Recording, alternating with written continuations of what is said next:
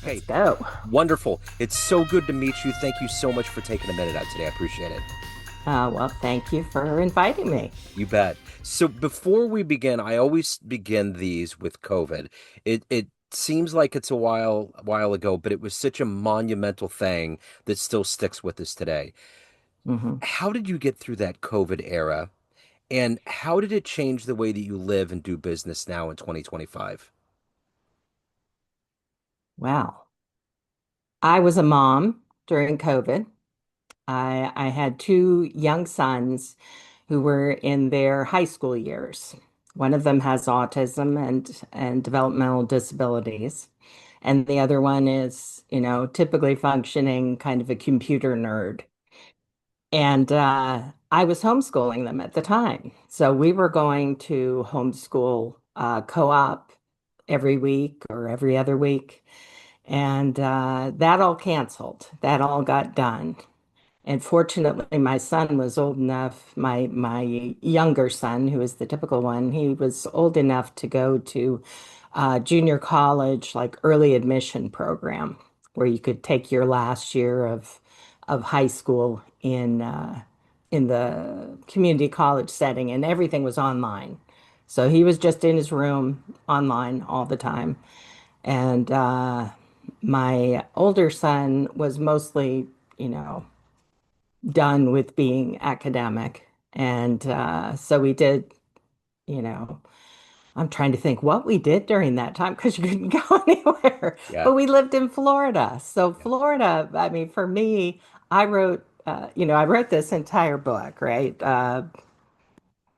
That is about political items. But at the same time, I write about anything that strikes me. yeah, And certainly COVID struck pretty hard. yeah, So I have maybe 50 poems about COVID, different aspects of it, different newspaper articles I might have read. For instance, I've got one about a poor man who lived in Mexico during COVID, and COVID was striking really hard, but he uh, worked at the market, and that was his living. So he had to go out among people, and his name happened to be Jesus. So it was all about creating a new passion play. I don't know if you're familiar with passion yeah, plays yeah, in Germany, where I spent a year between college and law school. They have an area near Neuschwanstein where they have a passion play over Ammergau. Every year or every 10 years, I think it is, they have a big, big passion play. And everyone in the whole town dresses up as somebody in Christ's passion, right? And and so my point in the poem was, we have so much death everywhere.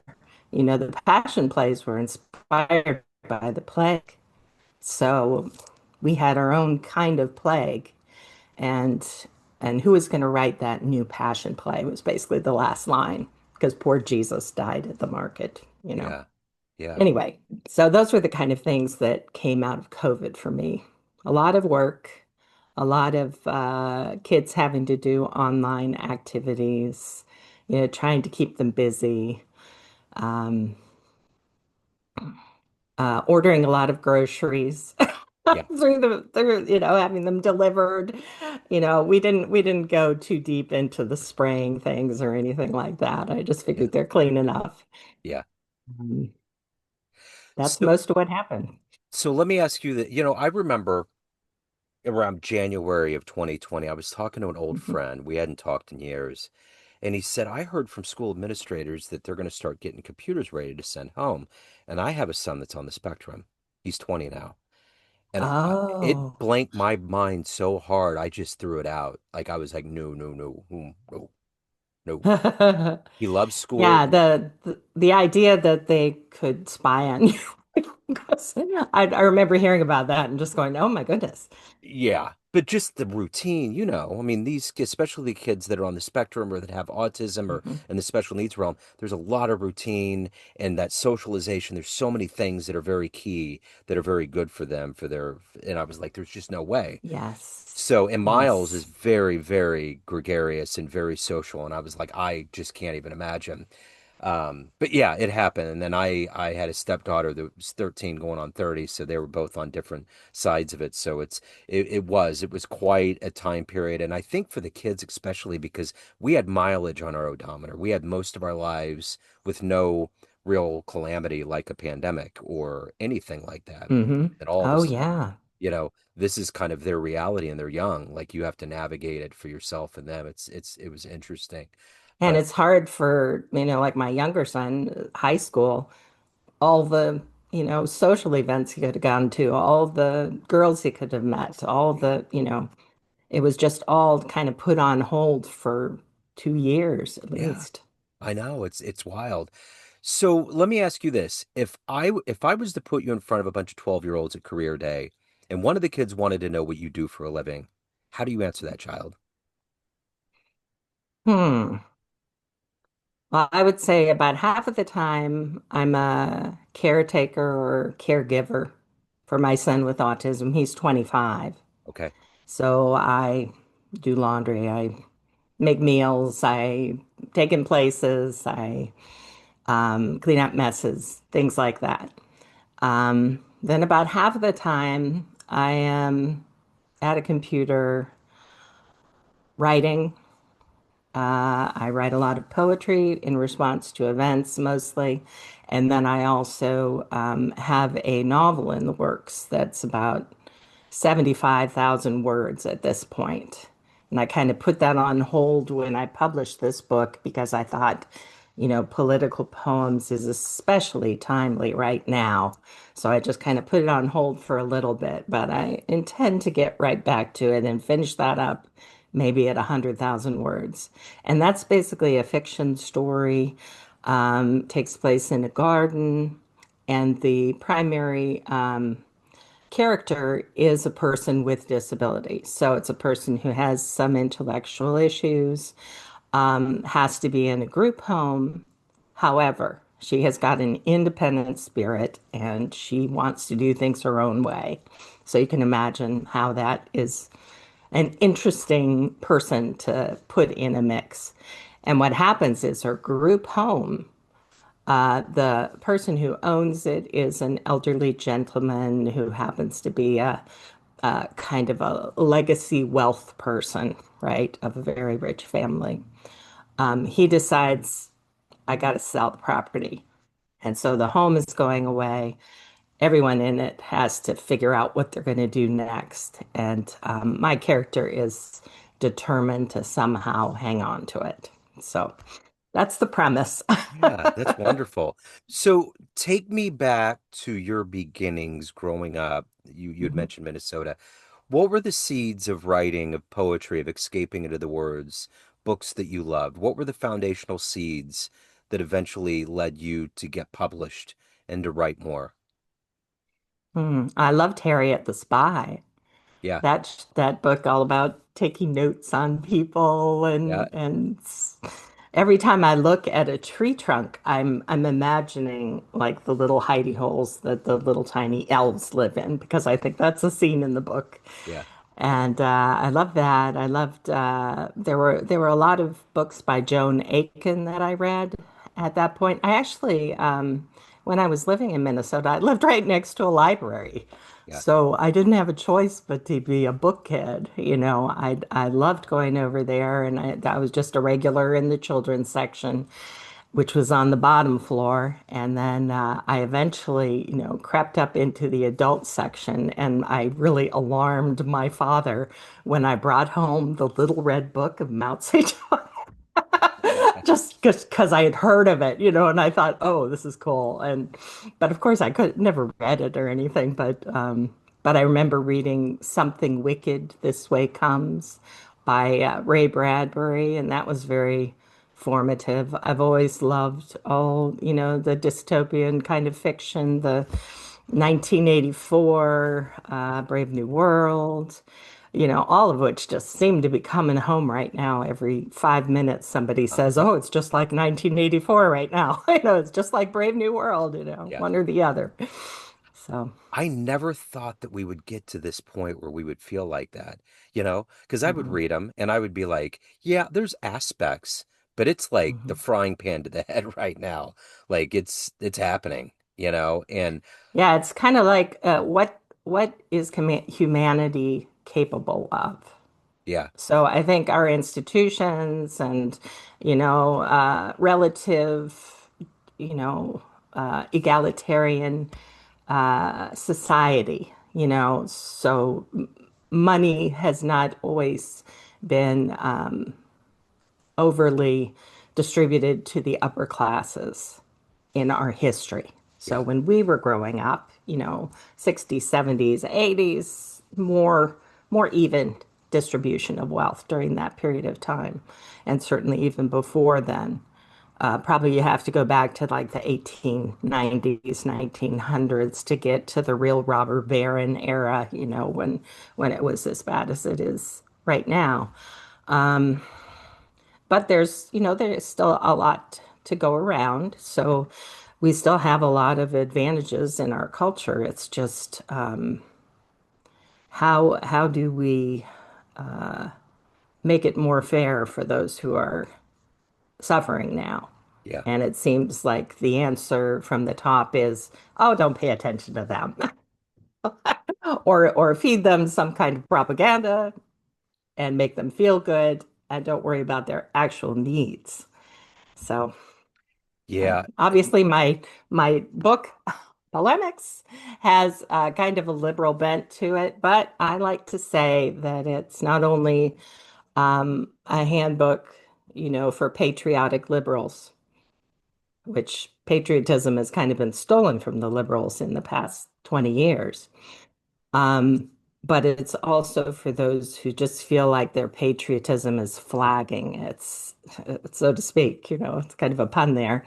But so many people feel like, what is this country? What do I owe this country? It doesn't do anything for me. There's a lot of very disgruntled young people. I'm really yep, surprised because usually young people are the ones with the most optimism, the most idealism, the most excitement about life. And instead, you're seeing people who, you know, came out of the recession, you know, and have paid their or have received their student loans and now have to pay them all back and can't afford their housing and can't find a job. that's it. It's So it. it's really difficult. And then we have all these platforms to share our grievances on.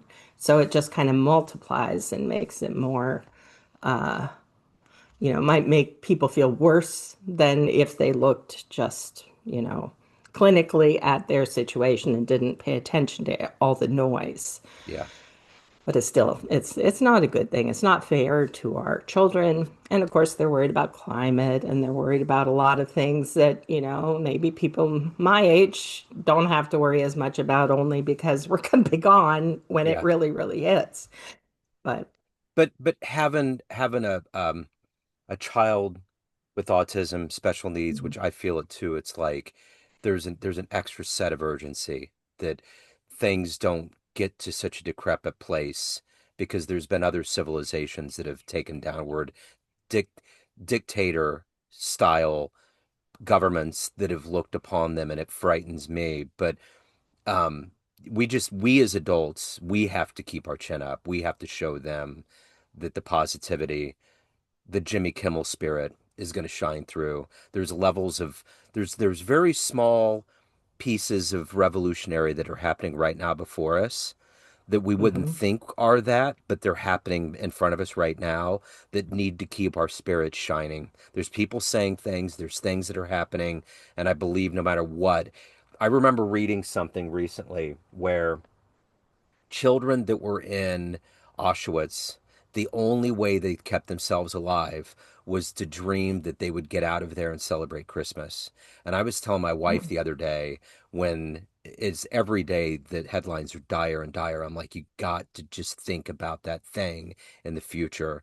And I was just kind of bringing that example up. We have to feel like that. Like Miles loves to vote. He just looks forward to it, and even that little morsel for him to have that moment DeVoe, to I'm not vote. sure what you're. He loves to Oh, vote. to vote. Yeah, yeah, yeah, yeah. Sorry, I mumble sometimes, but yeah, he loves to vote. So looking forward to that, and looking forward to change of the guard, things getting into a more logistical place, having leaders that speak to us with empathy, feeling like we're getting some humanity pumped into the air we breathe is a huge thing. And we, as kind of the ones that have these children, not special needs and Mhm. neurotypical, we have to be the ones that show them that way. So that's kind of my lead in to ask you this.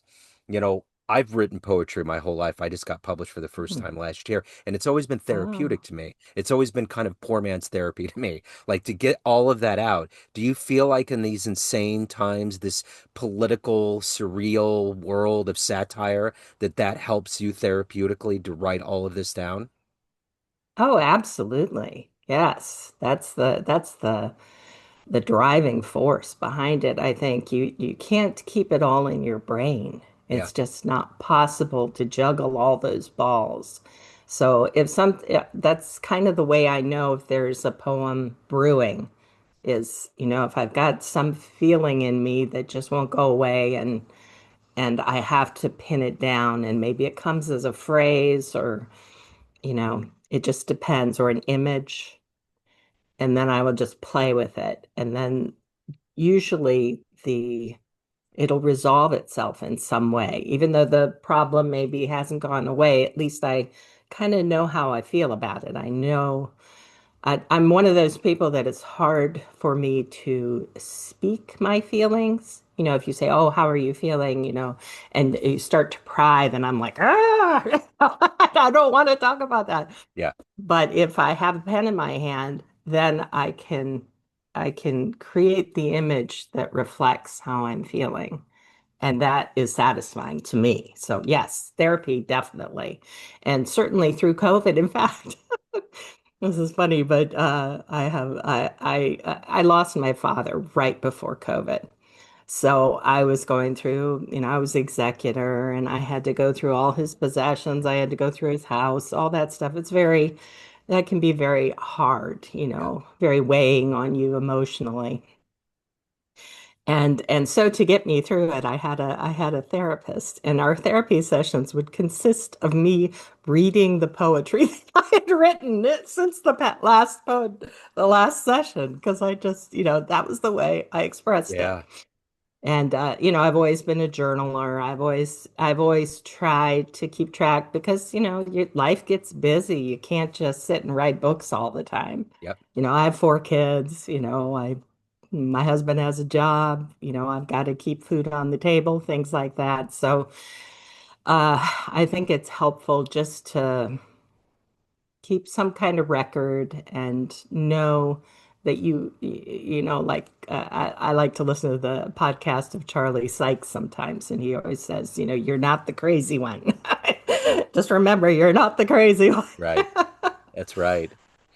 So, So having a child with autism, what is the most positive thing about, I mean, it's I know as a parent, I know what goes into it, and I think a lot of people don't mhm, understand that.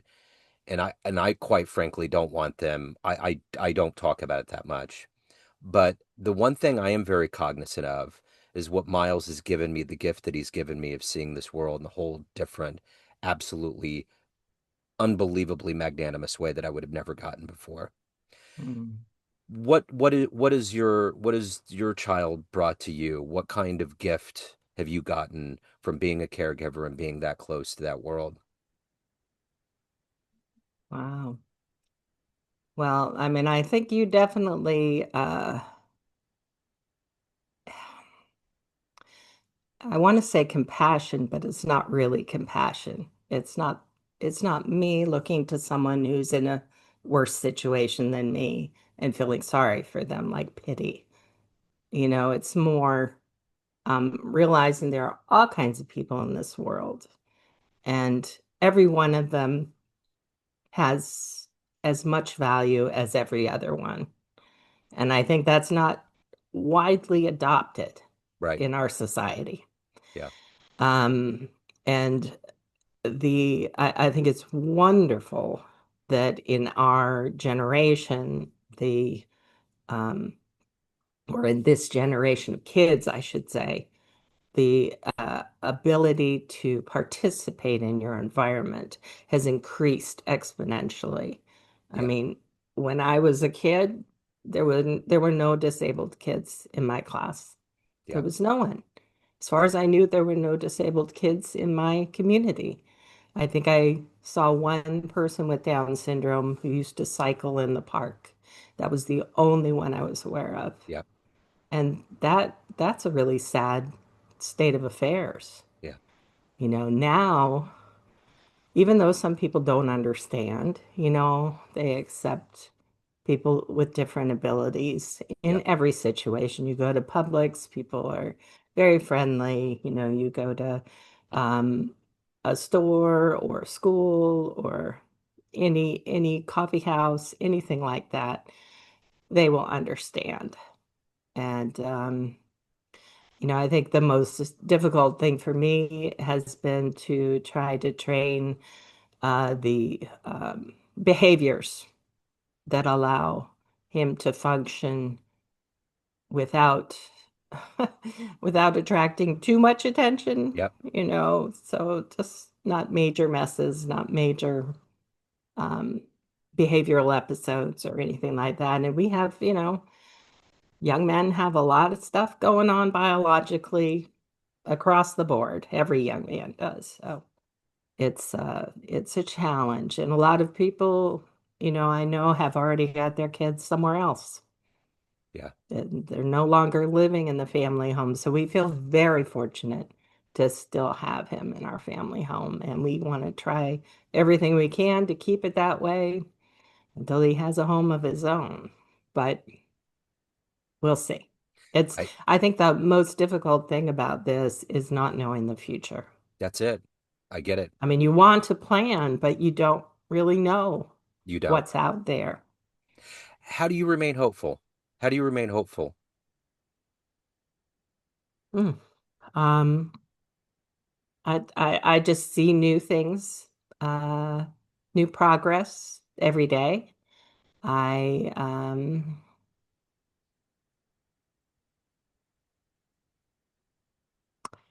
hmm, that's a hard one. Well, that's a I good mean, that I think you become accustomed to the many difficulties, I suppose, and the many joys being a part of your life. So it's no longer something that you feel upset about or, cheated somehow, or, the whole, I'm in Holland, not in Paris or whatever. the poem, Um, yeah. yeah, it's not about that. It's just this is your family. Yeah. Your family, if your family can be happy, that is everything. Yeah. And that's what you got to focus on. You got to realize personally, I have a law background, so I think that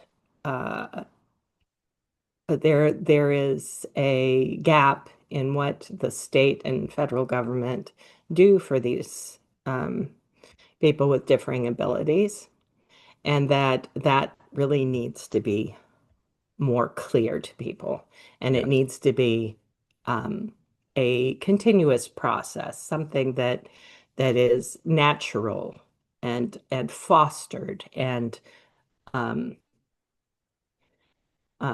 monitored, somehow helped along Yeah. by people who are assigned to do those kind of jobs in government. And I think that that kind of service has been whittled down to almost nothing. Yep. And so parents feel like they're on their own, and it's not fair to the parents, it's not fair to the individual with disabilities. They should have a full life and they should have an included life. And why isn't that helped along by the government? Yeah. So let me ask you this. As a caregiver and a mother, sometimes you as a human get kind of buried in that world. So let me ask you this. Everyone has a perception of you. Family, friends, everyone that reads your book, everyone that knows you in a professional sense, but you run the show. What is your perception of you? Who do you think you are? Hmm. I think I'm a curious person, a person who likes to learn about things, who looks at things clinically rather than emotionally most of the time. I, of course, have emotions, but for instance, if there's a political event going on and I'm like, oh, that doesn't sound right, that shouldn't be happening. My husband's reaction will be, oh, I'm so depressed. But I'll be like, well, why didn't that happen? Let me look this up. Well, I'll want to pursue it further. And I think that feeds me. I don't know why. It's just like the more I can find out, the more I feel in control of my life and in control of my circumstances. And I think we can't stop people from being the way they're going to be. All you can control is your reaction to it. Yeah. And I think if your reaction is an informed one, then you're more likely to survive with, most what you have anyway. Yeah.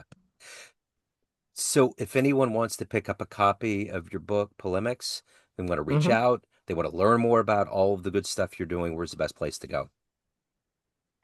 well, they can get it on Amazon. They can go on my website, and I have a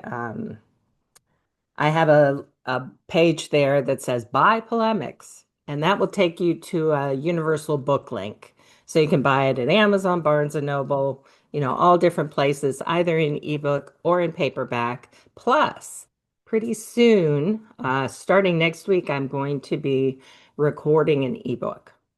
And the ebook is important with poetry because, not an ebook, I'm sorry, an audiobook. Yeah.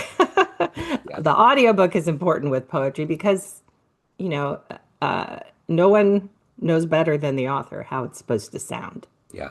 And I'll be reading my own audiobook. So that is something I'm looking forward to. And that'll probably be out sometime in November. So in time for Christmas. And people like audiobooks. Yeah. My daughter is a gardener and she just listens to them all day. I love So them. Yeah, I totally get it. I think it's necessary. This has been absolutely wonderful. Thank you so much for your story.